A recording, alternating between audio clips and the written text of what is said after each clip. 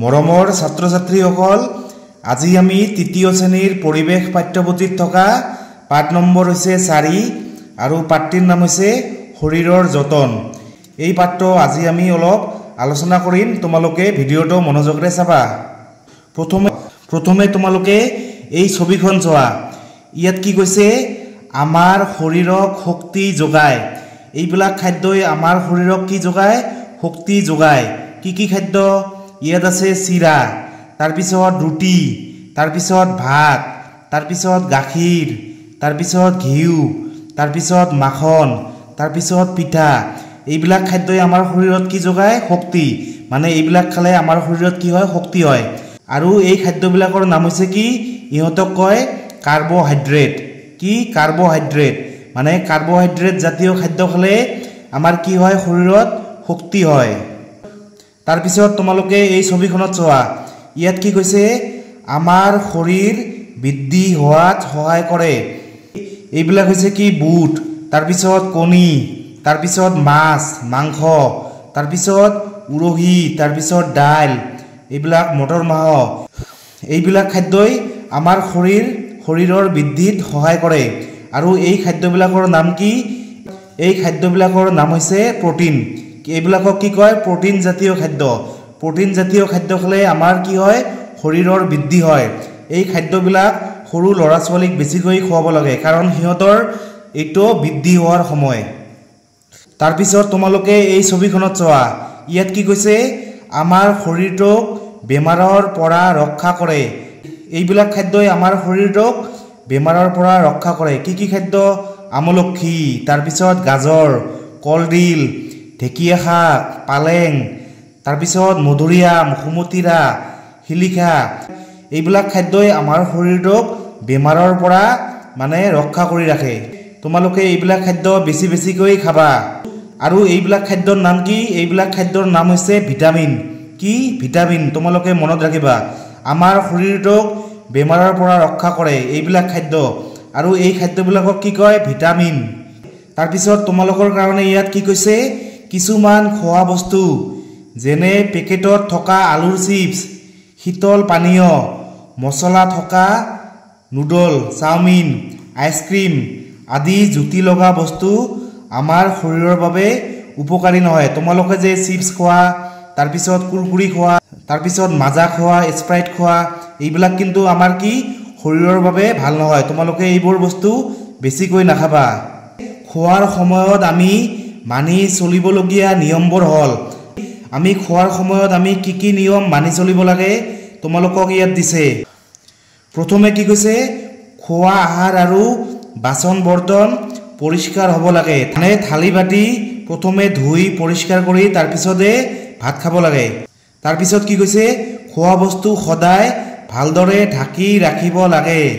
তাৰপিছত মুকলিকৈ ৰখা বস্তু খাব নালাগে, কিয়নো মুকলিকৈ ৰখা আহাৰত ধূলি বালি, মাখি আদি পৰিব পাৰে। খোৱাৰ আগতে হাত দুখন ভালদৰে ধুব লাগে। খোৱাৰ আগতে তোমালোকে হাত দুখন ভালদৰে চাবোনেৰে ভালদৰে ধুবা। তাৰপিছত কি কৈছে? শাক পাচলি, ফল মূল আদি ভালদৰে ধুইহে খাব লাগে। তাৰপিছত পানী শোধন কৰি খাব লাগে। তোমালোকে পানী এনেকৈ ফিল্টাৰ কৰি খাবা। তাৰপিছত ইয়াত কি কৈছে?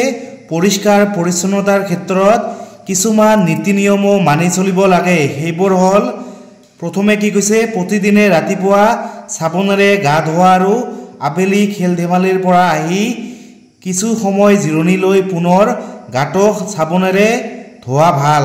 মানে তোমালোকে চাবোনেৰে ভালদৰে গা ধুবা। তাৰপিছত কি কৈছে? ৰাতিপুৱা শুই উঠি আৰু ৰাতি শোৱাৰ আগত ভালদৰে দাঁত ঘঁহিব লাগে। তোমালোকে দাঁত ব্ৰাছ কৰিবা। তাৰপিছত কি কৈছে? নখ আৰু চুলি চুটিকৈ কাটিব লাগে। তাৰপিছত পৰিষ্কাৰ কাপোৰ পিন্ধিব লাগে। তোমালোকে কাপোৰ ভালদৰে ধুই তাৰপিছত পিন্ধিবা।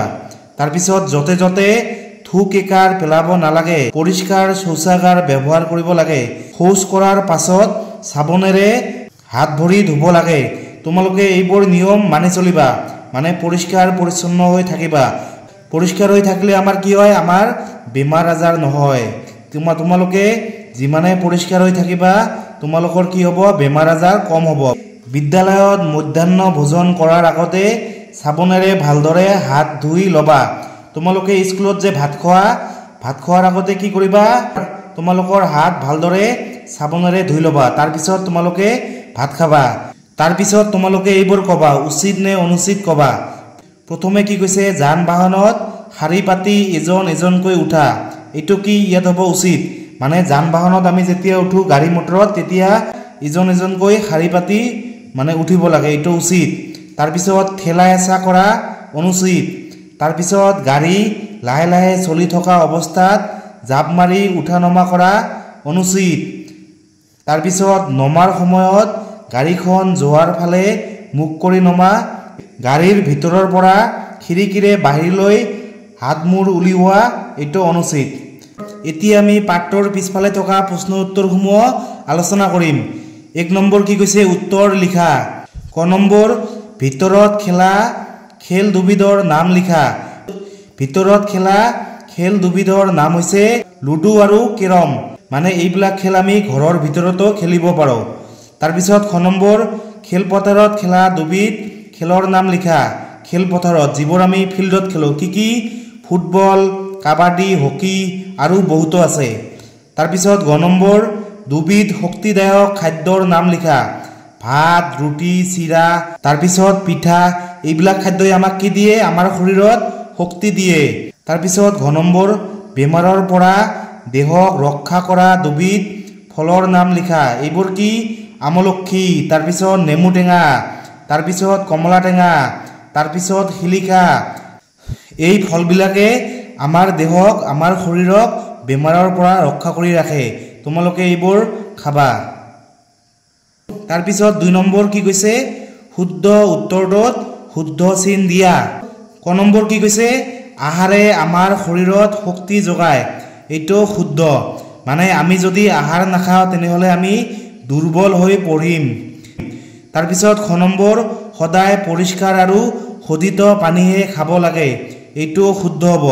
তাৰপিছত গ নম্বৰ, আলিবাটত খোজকাঢ়োতে সদায় নিজৰ সোঁহাতে যাব লাগে। এইটো হৈছে ভুল, মানে তোমালোকে যেতিয়া ৰাস্তাত খোজকাঢ়িবা তেতিয়া সোঁফালে নহয় বাওঁফালে যাবা। কোনফালে যাবা, সদায় বাওঁফালে যাবা।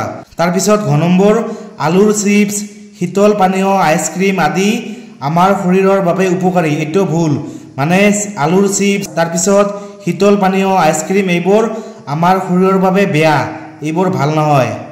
তাৰপিছত 3 নম্বৰ, খালী ঠাই পূৰ কৰা। ক নম্বৰ, আহাৰ নাখালে আমি কাম কৰিবলৈ দেজ নাপাওঁ। আহাৰ নাখালে আমি কাম কৰিবলৈ শক্তি নাপাওঁ। তাৰপিছত খ নম্বৰ, দেশ শৌচাগাৰ ব্যৱহাৰ কৰিব লাগে। পৰিষ্কাৰ শৌচাগাৰ ব্যৱহাৰ কৰিব লাগে। তাৰপিছত গ নম্বৰ, নিয়মীয়াকৈ খেলা ধূলা আৰু দেশ কৰিলে আমাৰ শৰীৰ সবল হয়। নিয়মীয়াকৈ খেলা ধূলা আৰু ব্যায়াম কৰিলে আমাৰ শৰীৰ সবল হয়।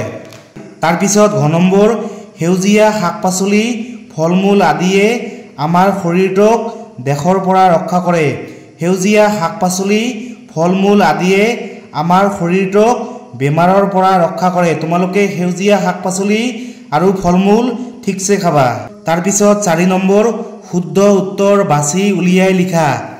ক নম্বৰ, কোনবিধ খোৱা বস্তুৰ পৰা আমি প্ৰধানকৈ শক্তি পাওঁ। ইয়াৰ উত্তৰ হ'ব ভাত। ভাত, ৰুটি এইবিলাকৰ পৰা আমি কি পাওঁ, প্ৰধানকৈ শক্তি পাওঁ। তাৰপিছত খ নম্বৰ, কি কৰিলে আমাৰ শৰীৰ সবল হয়। ইয়াৰ উত্তৰ হ'ব ব্যায়াম কৰিলে। কি কৰিলে, ব্যায়াম কৰিলে আৰু খেলা ধূলা কৰিলে আমাৰ শৰীৰ কি হয়, সবল হয়।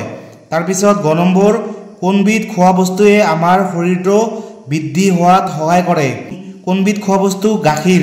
গাখীৰত কি থাকে, গাখীৰত প্ৰচুৰ পৰিমাণে প্ৰটিন থাকে আৰু প্ৰটিনে কি কৰে, আমাৰ শৰীৰৰ বৃদ্ধি হোৱাত সহায় কৰে। তাৰপিছত ঘ নম্বৰ, কোনবিধ খোৱা বস্তুৱে আমাৰ শৰীৰত দেখা দিয়া ৰোগক প্ৰতিৰোধ কৰে। ইয়াৰ উত্তৰ হ'ব কলডিল। কলডিল খালে আমাৰ কি হয়, আমাৰ শৰীৰত বেমাৰ আজাৰ কম হয়। কলডিল, তাৰপিছত আমলখি, কমলা টেঙা, তাৰপিছত শিলিখা, ঢেকীয়া শাক এইবোৰ খালে আমাৰ কি হয়, শৰীৰত বেমাৰ আজাৰ নহয়। তোমালোকে এইবিলাক খাদ্য বেছিকৈ খাবা। তাৰপিছত মাংস। মাংস হৈছে কি, প্ৰটিন জাতীয় খাদ্য। মাংস খালে আমাৰ শৰীৰৰ বৃদ্ধি হয়। তাৰপিছত ৰুটি।